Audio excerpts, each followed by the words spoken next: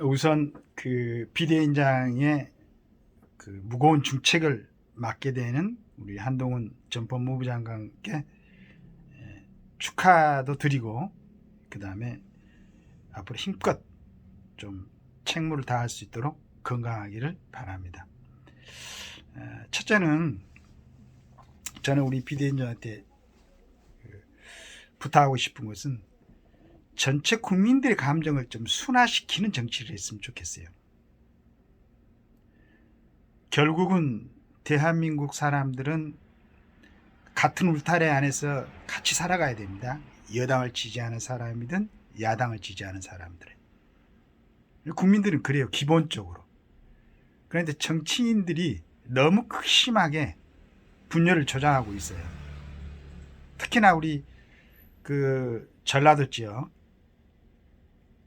호남 사람들, 항상 내가 얘기하지만은 얼마나 우리 전통이 살아있고 또 음식이 맛스럽고 지역 자체가 그 서남 해안선 천혜의 자연 경관을 가지고 있고, 그래서 우리 국민들이 항상 좀 즐겨 찾아야 되고 가서 그런 맛있는 음식도 접해야 되고, 또 그 구수한 사투리로 얼마나 재밌게 맛깔스럽게 얘기를 합니까?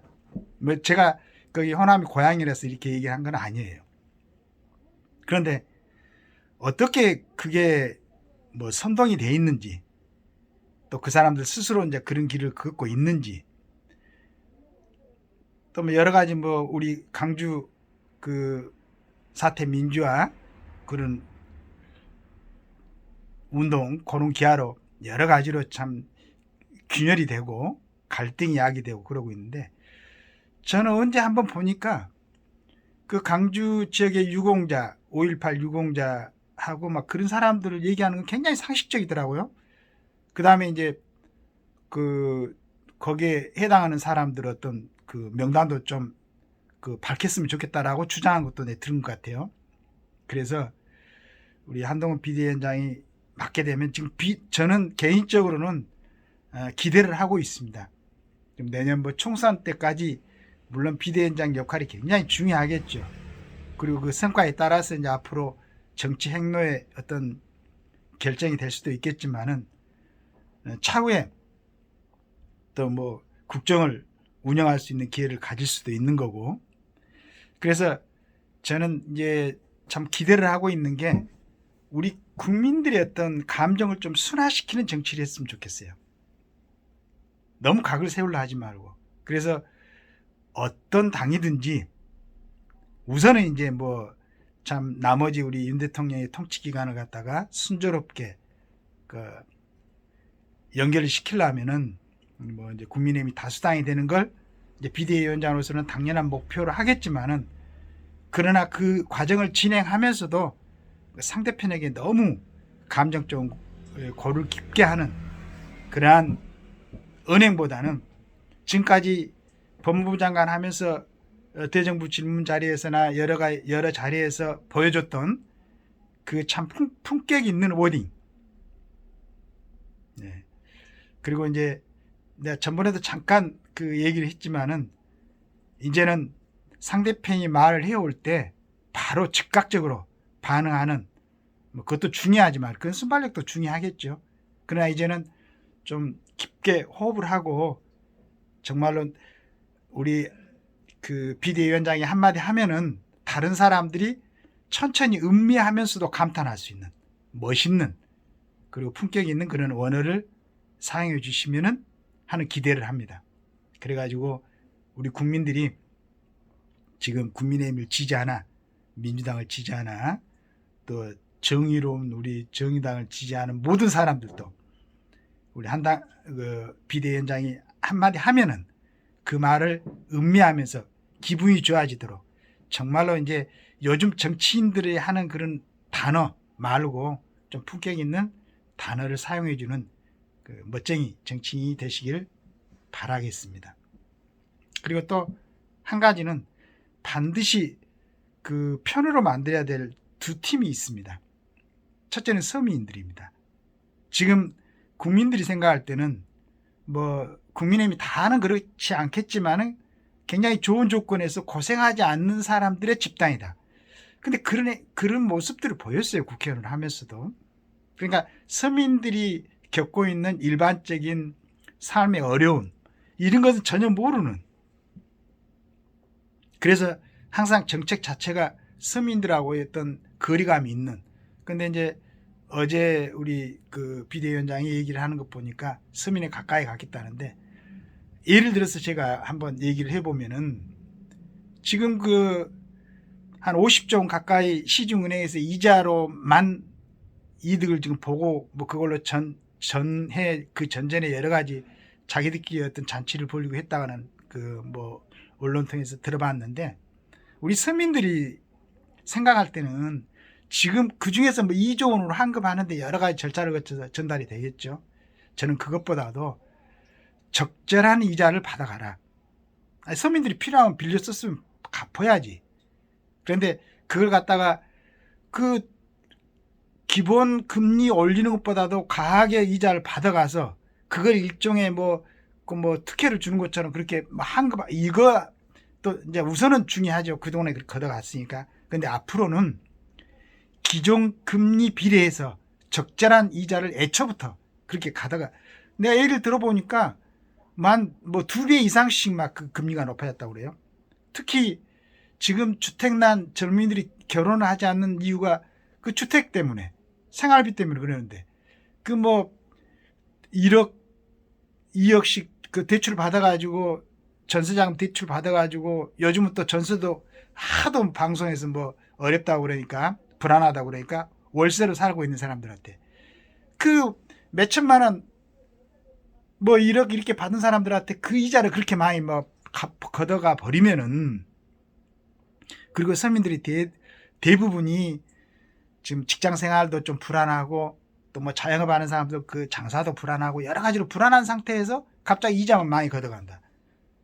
그래 놓고 이제 뭐 한 50조 이익 남은 데서 2조 정도 풀어가지고 무슨 큰 혜택을 주는 것처럼 이렇게, 그런 것 말고, 한동안 그 이제 우리 비대위원장이 올라가면은 정말로 정확하게, 그렇다고 뭐 시중은 그 사람들한테 손해보라는 게 아니고 넘치게 받아갔던 그 부분을 갖다가 정해가지고 앞으로는 서민들 반드시 내가 빌려 쓴 돈, 내가 뭐 한돈 반드시 갚아야지. 그런데 왜 넘치게 받아가냐 이거지. 눈에 보이는 거야. 50조 원씩 이익 벌도록. 그 점 세심하게 살펴보시기 바라고, 두 번째는 정치인들이 볼 때는 참 힘없는 사람들이지, 능력 없는 사람들이고, 그러나 진심으로 국가를 걱정하는 사람들이 있습니다. 50대 60대 태극기 부대들, 그 다음에 그렇게 운동을 하고도 아무런 대가를 바라지 않고 오로지 국가가 잘 되기를 바라고, 국방이 튼튼하기를 바라고, 우리 대통령이 밖에 나가서 대우받기를 바라고, 그리고 정치인들이 좀 멋있으면 하는 생각을 하고 있는, 정말로 순수하고 진심으로 국가를 생각하는 이 사람들을 마음으로 받아들여야 됩니다. 투표할 때만 잠깐 와서 뭐 악수하고 어디 가서 뭐 떡볶이 한 그릇 먹고 이런 어줍잖은 거 말고 진심으로 다가가는 거. 나는 이제 우리 그 비대위원장이 가끔씩 얘기하는 거, 저게 단순하게 순발력이나 즉각적인 적응 능력이 아니고 깊숙하게 국민들의 편에서 생각을 하고 있으니까 나오는 것이다. 나는 이렇게 생각합니다. 그러니까 단순히 머리가 좋고 공부를 많이 하고 막 그래서 나오는 얘기가 아니고, 진심으로 국가 국민을 생각하는 기간이 많이 있었고 시간이 많이 있었고 생각을 많이 하고 그 생활을 그렇게 하고 있구나 라고 느끼고 있습니다. 내가 보고 있는 시각이 틀리지 않도록 진심으로 서민들을 사랑하고 진심으로 그 산업화 시절에 고생해가지고 이 나라를 갖다가 만드는데 기초석이 됐던 그 사람들을 진심으로 대하세요.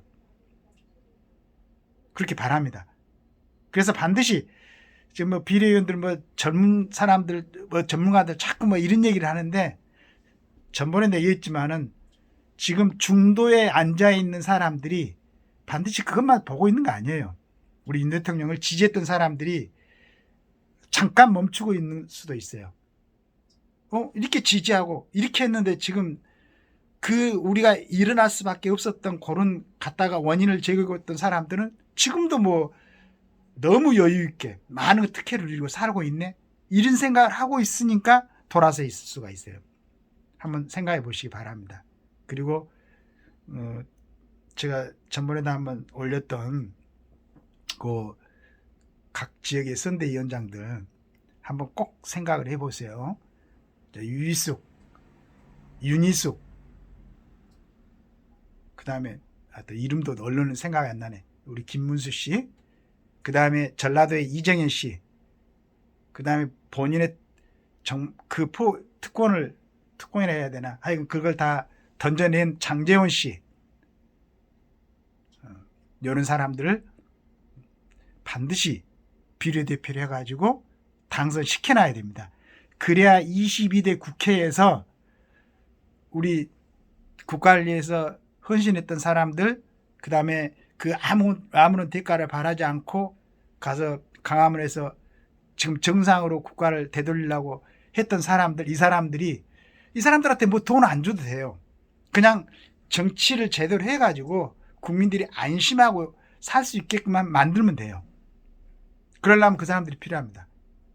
국회에서 올바르게 뭐 야당을 핍박하고 뭐 이런 얘기가 아니고 정당한 소리를 정상적으로 낼 수 있는 사람들, 이 사람들이 필요해요. 잊지 마시기 바랍니다. 또 어중간하게 뭐 신선하다고 뭐 물론 중요하지만은 진짜로 나라를 위해서 목소리를 정확하게 낼 수 있는 사람들, 이 사람들이 꼭 필요합니다. 그리고 이 사람들을 밖에 놔두면 안 돼요. 전투장에 내보내야 돼요.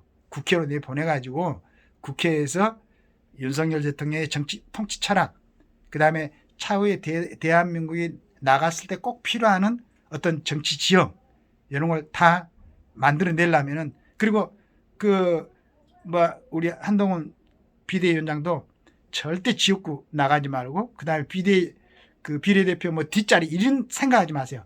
당당하게 1번, 그 다음에 나머지 뭐 필요한 인원만큼 딱 해가지고 선거 기간 동안에 다른 데 신경 쓰지 않고 오로지 국장 전반에 관한 정말로 필요한 그러한 비전들을 설파할 수 있는 그런 기회를 제공하고, 나머지 4년 동안에도 우리 국민들이 하고 싶은 얘기를 갖다가 대신 정확하게 전달할 수 있는, 엊그저께 뭐 국정조사입니까? 하여간 이렇게 얘기를 하는데 북한의 그 얘들은 우리 문재인 대통령 할 때 너무너무 억지스럽고 이상한 하여간 욕설 이런 걸 다 동원해 갖고 이렇게 하는데도 거의 반응이 없었던 사람들이 지금 우리 그 국방부 장관이 김정은에 대해서 어떤 얘기를 하니까 그걸 무슨 바른 용어냐 어쩌냐 이렇게 하고 시비를 걸렸는데, 참 하여간 기대합니다. 여러 가지로 차곡차곡 정리해서 여당이고 야당이고 저는 정말로 바랍니다. 그리고 특히 우리 전라도에서 좋은 사람들이, 정상적으로 정치 시각을 갖고 있는 사람들이 많이 올라와가지고 지금 여당을 자극시켜주고 선의의 경쟁을 좀 벌이기 바랍니다. 국회의원들이 국회 안에서 선의의 경쟁을, 그리고 아까 처음에 제가 얘기했던 것처럼 품격 있는 워딩이 국회 안에서도 있도록 그런 멋있는 정치 지형을 만드는데 하여간 큰 공적을 세우기를 기대합니다. 감사합니다.